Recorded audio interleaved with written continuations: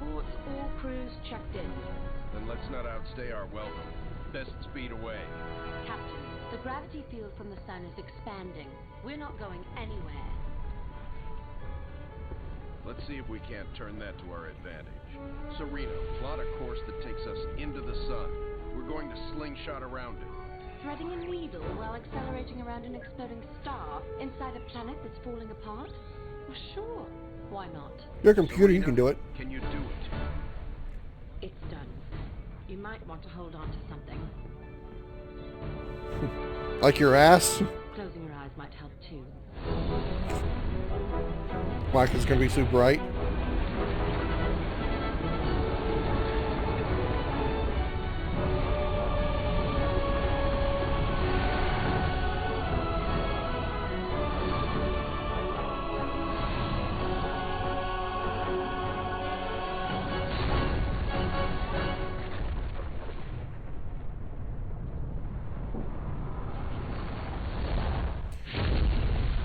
Damn.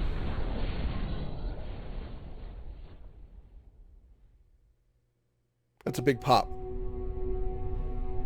Choir room 3, Captain, March 11th, I would much 25th. rather stay awake to monitor this area. Professor, there's been no sign of the Covenant for almost 2 weeks. There's nothing to do. But Captain... But nothing, Professor. You've got us all out of there alive. Get some rest. Not all of us, Captain. Not all of us.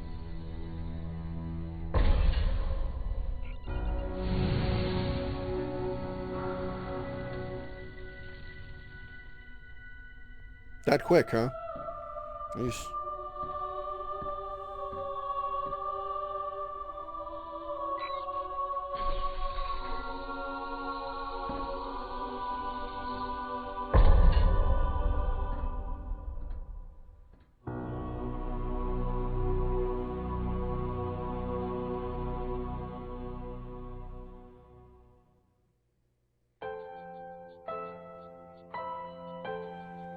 And that's Halo Wars. Alright then.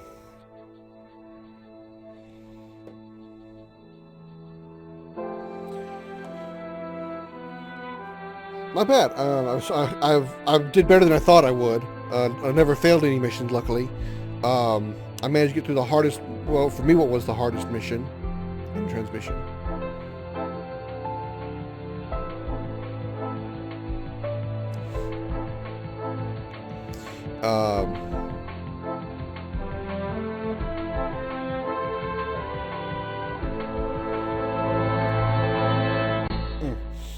I was just collecting my thoughts. Sorry for just kind of staring and just being blank for a minute.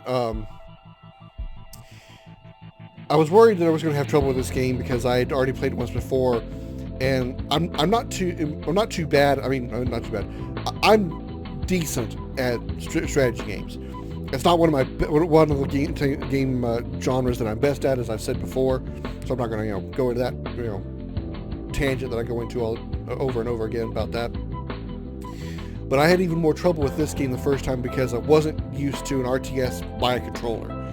It really made the game a lot harder. And that's why I had so much trouble with the one mission where you had the three flood bases blocking access to those three UNSC forces that were trying to escape. I couldn't get past that mission because the controls were hard for me to use, and I didn't have a full grip on the units and how to use the base and all that stuff to my advantage. So I mean, it wasn't the game's fault. It was all me. That was all me. The problem was.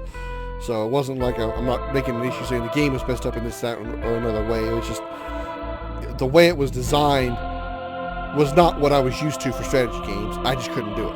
But luckily, I was able to understand the game a lot better, understand the units a lot better, understand what upgrades I wanted, which units I wanted to build, realize that airborne units were not going to work in that one particular mission that I'm referring to, the one that I kept losing on. So I had to go with mostly ground forces there. So eventually I got the game under control. So that's obviously because I was able to finish it. As far as the strategy game goes, it's very limited because I'm used to strategy games where you can build up a massive army, and when I mean massive, I mean you could put a good sized number of units. Now, building 14, 15 units in this game was very, very powerful, but it wasn't the types of forces I'm used to. Building 15 units in this game was powerful, but building 15 units in, say, Command and Conquer or StarCraft is probably not going to net you a victory. Those 15 units are going to get shredded probably pretty quick, especially if you end up going against defenses that are designed to take down those types of units. Like if I were to take in 15 aircraft into an enemy base and they have a lot of anti-air, those 15 units are going to get shredded in those games, in those other games. So that's one thing. Another problem that I had with the game initially, and it wasn't a big of a problem this time again, because again I was able to figure out the units and make them work to my advantage. But I was used to sitting at a base, kind of turtling at the base, making a really massive force, and then going and just obliterating everything. So when I couldn't make that massive force that I know could obliterate everything if I lost some of them, really messed with my head the first time. And I managed to make it work this time, but I still don't like it. I don't like being limited by that many, to that few amount of units. Now, as far as how each mission was, with that pushed aside, as far as how each mission was designed, I really liked how it wasn't all just build your base, go destroy an enemy base. Build your base, go destroy an enemy base. They really actually had specific missions that you had to do. I really liked the Scarab mission, with the Scarab that was still under construction, the head that was going back and forth. I made that mission look extremely easy because I had done that mission before and I knew how to deal with it. All you had to do was destroy those power nodes that they were talking about, and as you saw, it slowed the movement of the head of the Scarab as it went back and forth. But as you saw, if it locked onto a target, the beam would go from white to red, and it would fire its attack beam that would do all the damage. But I did like how that was really a unique mission that I had never seen in a strategy game before. It was that kind of thing where you had like one unit that could like wipe out a massive force, and you had to work your way behind. There were some other structures that you had to like hide behind, that you could hide behind, and move your forces up closer and closer and closer, trying to avoid getting seen or hit. So that was actually a very interesting mission. That last one there was kind of interesting as well, when you had to try to open those switches. All you had to do was clear out the enemies around each of those doors, and then open them, which, that took a little bit of... I was a little confused by how that was working, but at least I was getting it done. Another thing I didn't like about how it was set up was the base was limited to just that little square that your base could actually create. Even if you maxed it out, you still only had 4 little places for turrets and 6, 7, maybe 8 places to build structures. While that was unique, it was Nolan North. Okay, Forge was Nolan North. I knew I recognized that voice. I thought it was kind of Troy Baker, but then I was like, I don't know, it doesn't quite sound right. But Nolan North, yeah, okay, I can believe that was Nolan North. Anyway. I wasn't like how your base was being limited to a small space. I like building my structures, while it usually instills kind of a tight proximity. I like having, well, a lot of buildings. Wow, it's Christopher Sabat. That's Vegeta and Piccolo from Dragon Ball, by the way. Just to throw that out there. And I did like how I was limited to just 4 defensive turrets.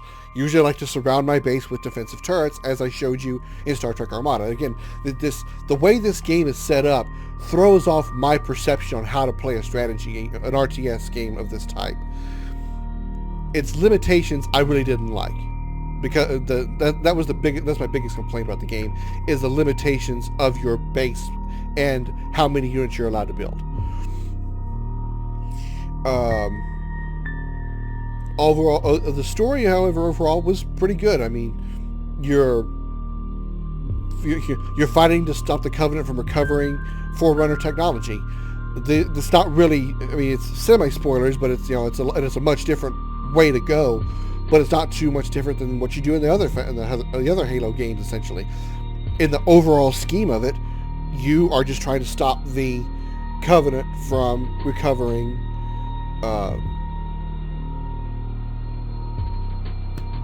Forerunner technology.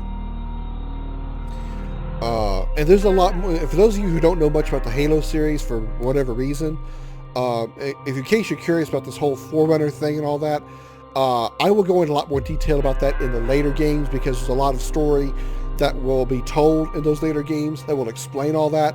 So explaining all that now would A, be spoilers, and B, be confusing if you've never seen it.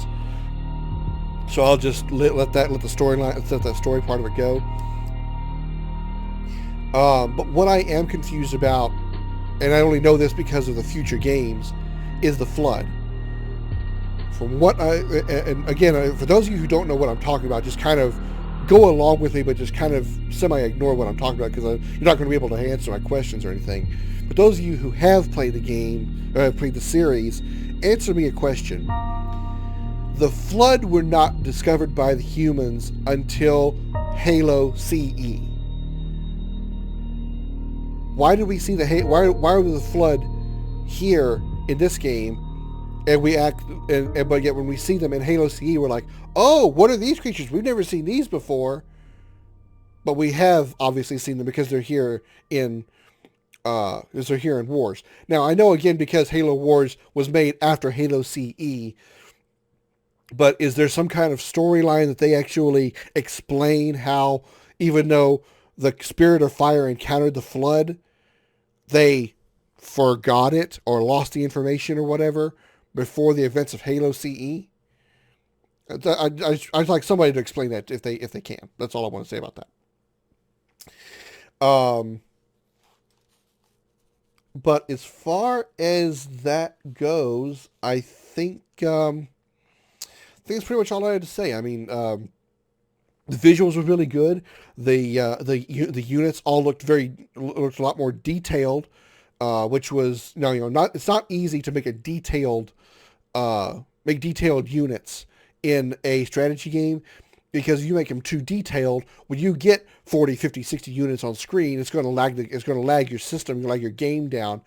Regardless of how powerful your system may be, eventually it's going to start lagging them down when you get a lot of units on the field. Not only when you have the models of all those units on the field, but then you have the generation of the models from their weapons. If they're, missiles, lasers, bullets, whatever, those all are going to lag down the computer a little bit. It'll lag the computer, your system, whatever.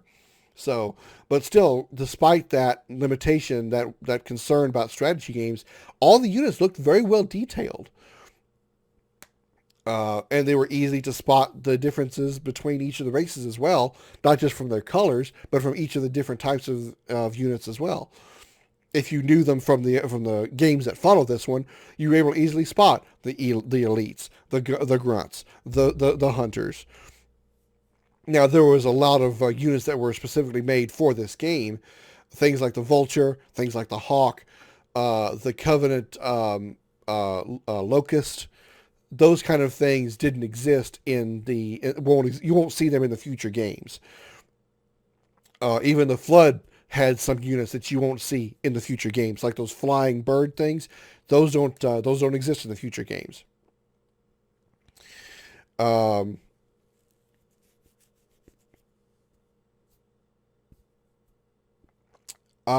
don't really have anything. Timeline for events collected. I want to see if this has anything to do with anything in particular. Only 4 out of 41, so probably not. So I'm not even going to bother going into it then.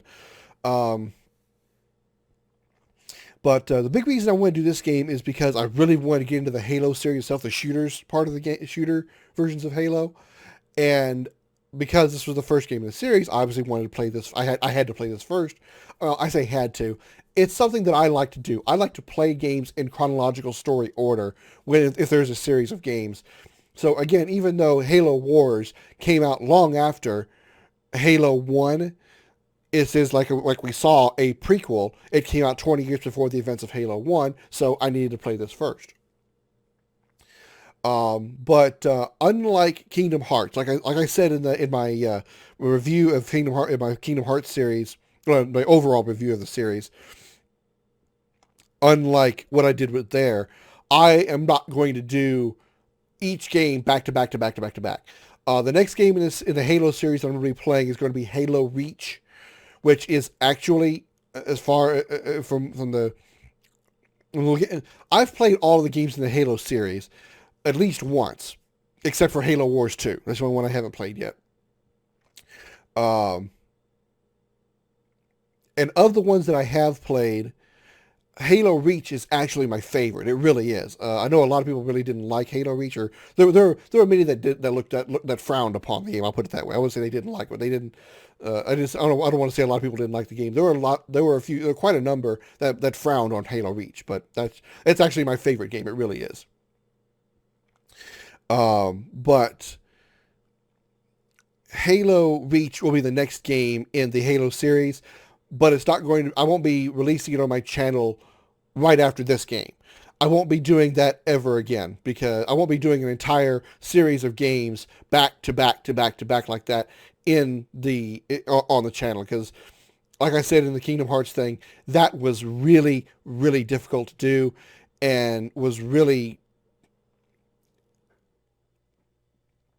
the only word I can put on it without sounding too insulting to the game, because I liked the Kingdom Hearts series, was grading. It was grading because I wanted to, after I completed, like say, I got through, Kingdom Hearts 1 and got through Kingdom Hearts 2, before I went into, whatever the next prequel game was, or sequel game was, I wanted to take a break from the Kingdom Hearts series, but because I was doing all the games back to back like that, I couldn't really do that, and I got on my nerves. That's why I'm never going to do that again. I'm never going to do an entire series back to back like that. And this series includes that, even though I really love Halo. So long story short, the next game that you'll see in the Halo series is going to be Halo Reach. And I will go into all the details about what that story is about. And all that when I get to the game. So, as for Halo Wars, I don't really think I have anything else to say about it. I think I mentioned everything I wanted to. Story, the visuals, everything was pretty. I think that's pretty much was said. So, as always, I'd like to send a special appreciation to the men and women of the United States military, both at home and overseas, as well as police officers and firefighters around the country. Without you guys doing what you do, I would not be free to do this. So thank you very much. You guys are the true heroes. Don't forget to like and subscribe. Check out the links at the end of this video for more of my stuff, including the entire Halo Wars playlist, as well as other stuff I have on my channel. Thank you so much for watching. I'm Scoryth, the Crimson Renegade. This has been Halo Wars. I'll see you later.